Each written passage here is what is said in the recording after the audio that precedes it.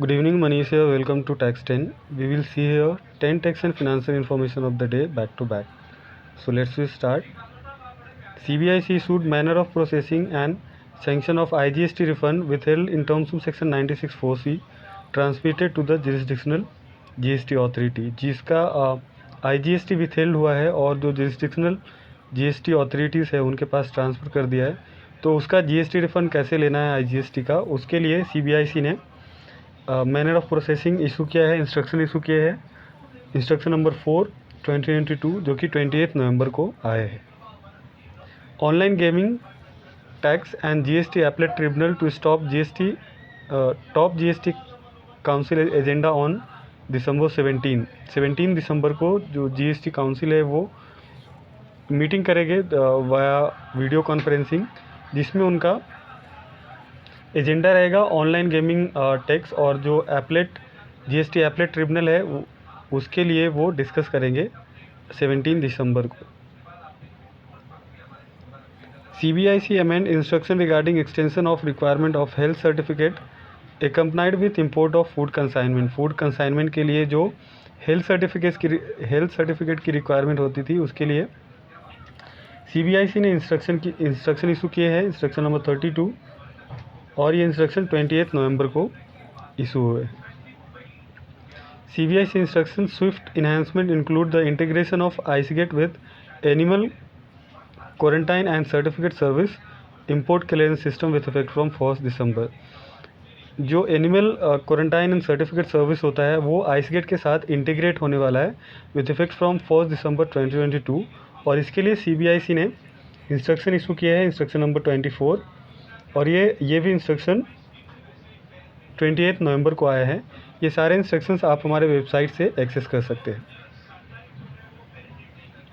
No service tax payable on interest free security deposit taken from the customer towards trading of shares. ये CESTAT Ahmedabad का decision आया है in case of Marwari shares and finance limited के interest free security deposit अगर दिए गए हैं तो उसके ऊपर कोई भी सर्विस टैक्स नहीं आएगी. Bombay high court order restoration of GST registration cancel under section 29(1) of the CGST act. Bombay high court ने GST कैंसलेशन को रिस्टोर करने का ऑर्डर दिया है in case of Euro Prateek sales corporation. Basically उन्होंने जो पेटिशनर है उन्होंने ही कैंसलेशन के लिए अप्लाई किया था और बाद में डिपार्टमेंट ने उनका जो कैंसलेशन था वो एक्सेप्ट कर लिया और उनका GST रजिस्ट्रेशन कैंसिल हो गया. बट उनका जो पेटिशनर है प्रतीक सेल्स कॉरपोरेशन, उनका डीम्ड एक्साइज क्रेडिट था 39 लाख का, तो इसके लिए बिकॉज उनको क्रेडिट क्लेम करना था 39 लाख के और उनका जो रजिस्ट्रेशन है GST का वो कैंसिल हो गया था, तो बॉम्बे हाई कोर्ट ने ये केस में उनको डिपार्टमेंट को बोला है कि उनका जो GST रजिस्ट्रेशन है उसको रीस्टोर कर दे.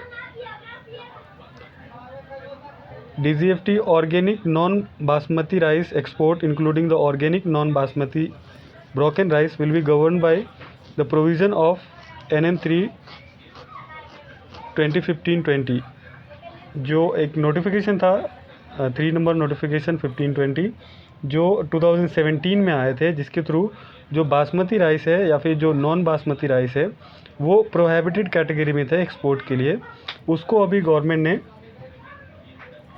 एग्जम्पशन के कैटेगरी में रखा है. जो प्रोहिबिटेड कैटेगरी में थे एक्सपोर्ट ऑफ बासमती राइस, उसको अभी एग्जम्पशन के कैटेगरी में गवर्नमेंट ने रखा है. Reserve bank announces the launch of first pilot of retail digital rupee on December 1, 2022. जो लास्ट यूनियन बजट था उसमें गवर्नमेंट ने प्रपोज किया था कि RBI डिजिटल रुपी लाएगी, डिजिटल रुपी. तो फाइनली गवर्नमेंट ने RBI ने अनाउंसमेंट किया है कि जो डिजिटल रुपीज़ है वो रिटेल डिजिटल रुपीज़ 1 दिसंबर 2022 से रिजर्व बैंक लाने वाली है. ये लॉन्च करेगी digital rupee from 1 April 2022. Foreign direct investment in India multiplied 20 times in 20 years. Last 20 years में जो फॉरेन डायरेक्ट इन्वेस्टमेंट है वो 20 टाइम्स इंक्रीज़ हुए हैं और 21-22 में हाईएस्ट एफडीआई आया है, जो फॉरेन डायरेक्ट इन्वेस्टमेंट है वो इंडिया में सबसे ज़्यादा आया है 21-22 में, जो कि $83.5 बिलियन है। Need to simplify capital gain tax regime से रेवेन्यू सेक्रेटरी तरुण बजाज है, उन्होंने कहा है कि जो हमारा अपकमिंग बजट है, यूनियन बजट है 23-24, उसमें जो कैपिटल गेन टैक्स है उसको सिंप्लीफाई करने की ज़रूरत है। तो ये थे आज के tax 10। Thank you for your time. Share this video, subscribe my channel.